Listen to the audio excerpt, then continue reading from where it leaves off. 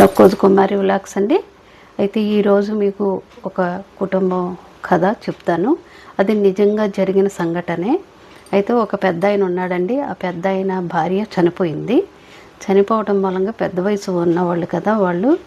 అయితే కొడుకు కోడలు దగ్గర ఉంటున్నారు. కొడుకు కోడల దగ్గర ఉండటం మూలంగా ఇంకా వాళ్ళకి ఒక పిల్లోడు కూడా ఉన్నాడు, చిన్న పిల్లోడు. అయితే ఈ అలా రోజులు గడిచిపోతున్నాయి. ఇక ఆవిడకి రాను రాను కూడా ఇక కొంచెం వణుకు వస్తుంది అనమాట. పెద్దవాళ్ళు కొంచెం వణుకుతారు కదా, దాని మూలంగా అన్నం పెట్టినప్పుడు కొంచెం వణికి అన్నం తినేటప్పుడు కొంచెం ఆ చేతులు ఇవి వణికిపోతాయి అన్నమాట. ఆ చేతులు ఇవి వణికిపోవటం మూలంగా టేబుల్ నిండా కొంచెం అన్నం మెతుకులు అటు ఇటుగా అయిపోతే కోడలు ఏంటి అలా తింటారు చిరాగ్గా ఇలాగని చాలాసార్లు ఇసుక్కున్న రోజులు కూడా ఉన్నాయి. అయినా పర్వాలేదమ్మా సరిగ్గా తింటానులే అనేసి ఆయన అలాగే అనటం జరుగుతుంది. ఆయన అలాగే అంటున్నారు, ఈవిడ అలాగే అంటుంది. కొడుకు కూడా ఒకసారి సరిగ్గా తిన్నానా అనేసి కొడుకు కూడా అన్న మాటలు కూడా ఉన్నాయి. ఇలాగా ఇంకా ఏంటి తిను అనేసి ఆయనకి నిజంగా ఇంకా చెప్పి ఏంటి పిల్లోడు కూడా ఇవన్నీ చూస్తూనే ఉన్నాడు. చూస్తామంటే పిల్లోడికి ఏమర్థం అవుద్ది, ఇవన్నీ వింటున్నాడు. ఈయనేం అంత స్కోప్ ఉంది పిల్లోడి దగ్గర, ఇవన్నీ వింటున్నాడు.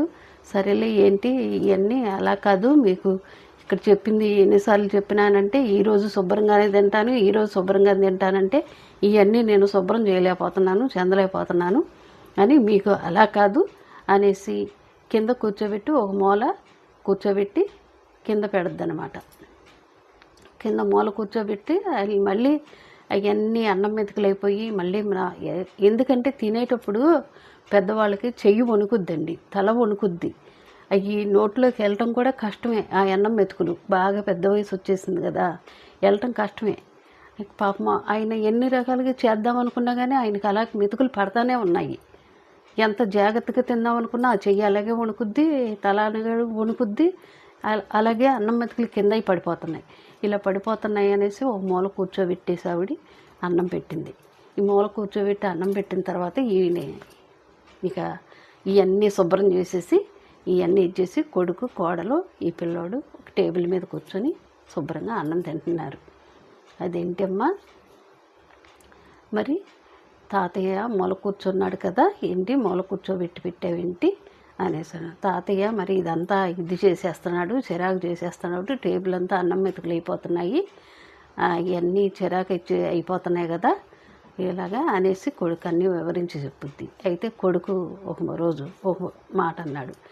అయితే నువ్వు కూడా ఒకరోజు అదే మూల కూర్చొని తినాలి కదమ్మా మరి అనేసి కొడుకు తల్లిని క్వశ్చన్ చేశాడనమాట.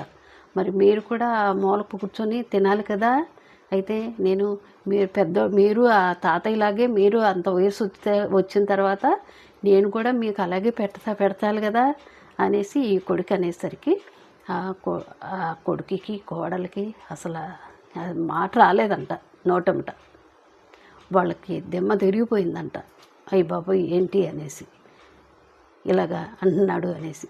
తెలుసుంది, ఎప్పుడు మన పిల్లల ముందల అలాంటి చేస్తే మన పిల్లలకి అవన్నీ తెలుసుకుంటాయి. ఎందుకంటే తెలియని వయసు కాదు కదా ఇప్పుడు పిల్లలు. అన్నీ ప్రతి కంప్యూటర్ బుర్రలో అలా ఇవన్నీ ఇప్పుడు ప్రపంచం అలా అయిపోయింది. ప్రతిదీ కూడా అవగాహనే పిల్లలకి. ఆ పిల్లడు చిన్నపిల్లడు అలా అన్నాడు తల్లిని, నువ్వు కూడా నేను పెద్దోడయ్యాక అయితే నువ్వు మూల కూర్చొని అదే పరిస్థితులు తినాలన్నమాట, నేను కూడా నిన్ను అలాగే చూస్తాను కదా అని అన్నాడంట. ఆ మాటకి వీళ్ళు నిర్ఘాంతపోయారంట. అది కొడుకు కోళ్ళు కూడా నిర్ఘాంతపోయి, చూసావా ఎవరిది వాళ్ళకే వస్తుంది తెలుసండి. అందు గురించి పెద్దలను గౌరవించి వాళ్ళకి ఎందుకు అలా అవుతుంది ఏంటి అని ఆలోచించుకొని చక్కగా అన్నం పెట్టుకొని నేను ఇలా చెప్తున్నానని ఏమీ అనుకోవద్దు. పెద్ద వయసు వచ్చిన తర్వాత ఒక చంటి పిల్లోడితో సమానం అన్నమాట తెలుసండి. అలాగని మీరేమీ తినిపించమని నేను అంటలేదు. కింద పడినా ఏం చేసినా జాగ్రత్తగా తినండి అని మీరు చెప్పాలి. దానికి సరిపెట్టుకోవాలన్నమాట. పెద్ద వయసు కదా ఇలాగా అనేసి తెలుసుకోవాలి. ఓకే, మరి తిరిగి మళ్ళీ రేపన్న రోజు మనకు రాకోకుండా ఆ పరిస్థితి చేసుకోవాలన్నమాట. ఓకే ఏమండి, ఇది జరిగిన ఘటన నిజంగా జరిగిన సంఘటనే అండి, మీకు వివరించాను. ఓకే, లైక్ చేయండి, షేర్ చేయండి, సబ్స్క్రైబ్ చేయండి.